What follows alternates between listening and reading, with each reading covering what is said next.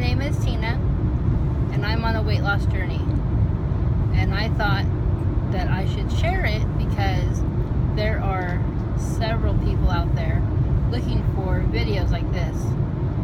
And I know that because I was one of them. I am one of them. I looked and looked and looked, and I find old videos but never new ones. So I have surgery on Wednesday. Today is Thursday, April 12th,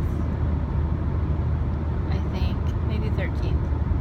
13th, it might be the 13th. And I have surgery on April 19th, which is Wednesday. My highest weight is 267. My current weight is 263, roughly.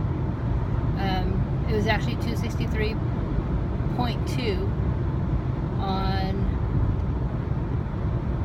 Monday.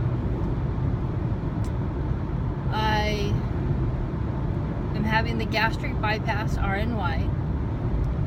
And if you couldn't tell, I'm driving. So I'm watching the road instead of the camera. Sorry about that. So my journey started almost a year ago, back in May.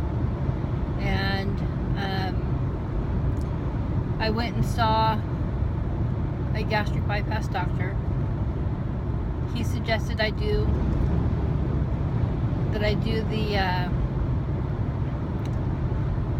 the bypass, and I was set on having the sleeve done, and that's obviously not what happened, or is not what is happening. I'm having the bypass, roux-en-y, and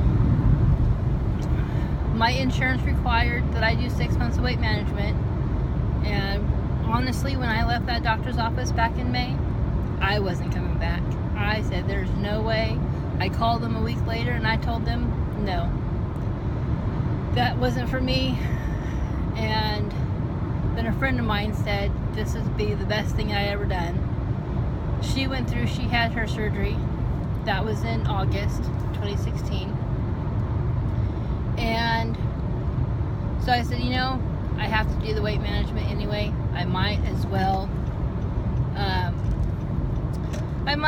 go ahead and do what I can, get that out of the way, and I can always change my mind. That was what was on my mind. I can do this and I can change my mind if I wanted to.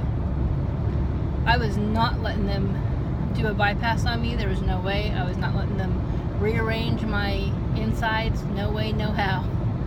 And then I was all for the sleeve until I found out that wasn't reversible. So then I just didn't know. So I started weight management with my primary care physician. That was in August. He required 7 appointments. And so in the process of this, I had decided that I wanted to go ahead and try this again. So I called that doctor back. Couldn't get a response from anybody. I called. And then before I knew it, November was here. And in November, nobody responded. So I started looking elsewhere. Now, I'm not going to mention any names or anything like that with the doctors. And so I went to my insurance's website, and I decided that I was going to go ahead and I was going to do what I could to find me a doctor, because now I'm determined. I'm determined to have this done. So I called, and they made an appointment, and they explained to me that if I came in and I was under if I was underweight, meaning I was under a 40 BMI, that I would be automatically disqualified. That first appointment meant the most. So I said, okay. Well, my first appointment was supposed to be in December. I pushed it off to January. And then I do believe I did go in January. and I have a BMI of 42, and so, well, I'm sorry, not 42, it was like 41.7 or something like that.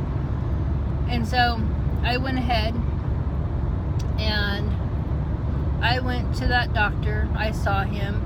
I explained to him that I'm still doing weight management and that in February I would be done. So he said, okay, that was fine.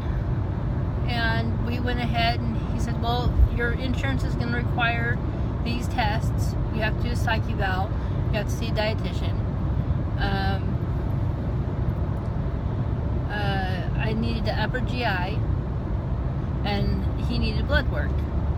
So I said, okay, and I left there. He says, come back in 5 weeks, and we will do what we can to, assuming that you have done all the stuff that we've asked for, then we will submit to your insurance. So I said, okay. And this doctor, mind you, he does do the weight management through his office. And, well, I don't know that I would have changed and done that had I known, but because it was an hour away. So anyway, I went ahead and I did all his requirements, finished my last weight management appointment, ended up going back in February. Actually, I'm sorry, I was supposed to go back in February, and they had rescheduled to the first week in March. It was like the 7th or something. So I went in and I saw him. He said, okay, well, looks like we have everything. Everything looks good. Let's submit to your insurance and see, make sure this is what you want. And so I said, okay.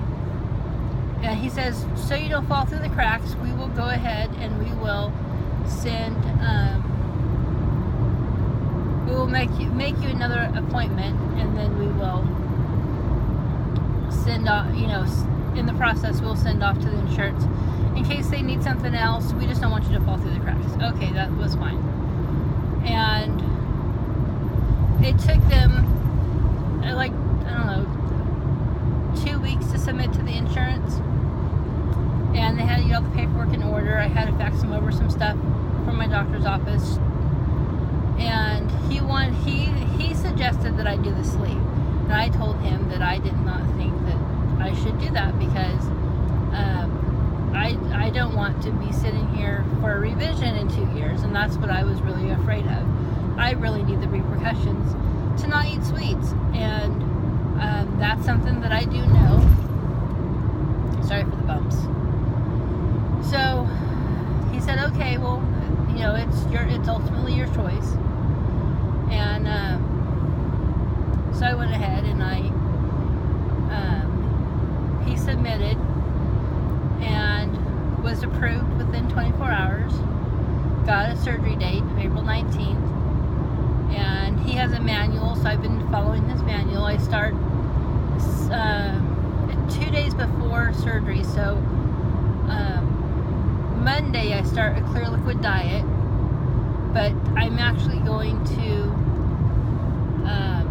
hold on, I need a cruise control. So I'm going to start it on Sunday, Easter Sunday, simply because of the fact that I have to do the magnesium citrate, and I am only going to have 2 days off. Or I'm sorry, I'm only going to work 2 days, and I can't drink the magnesium citrate and be at work. So I'm going to drink that on Sunday, start the clear liquid diet Sunday, and I'm taking 3 days off of work, the day of surgery, Wednesday, Thursday, and Friday. I'll have the weekend, and then I'm going to try to go back to work on Monday. When I had initially talked to the doctor, we had penciled in last week, roughly the 5th or so of April, and then that way, this current week, I'd have the whole week off because I'm on vacation through work because it's spring break. I work for a community college. Well, that didn't happen, so we got surgery right after the break, which that's fine. So that's it. I mean, I'm on this journey and I want to be accountable for this. I am an emotional eater, and which is hard because here I am stressing over the surgery, and all I did yesterday was ate all day. So with stuff like that, I wonder how I'm going to handle Monday and Tuesday. Sunday, Monday, and Tuesday at that. I don't know how I'm going to handle it. I'm excited, I'm nervous, I'm scared. Probably as many of you have been.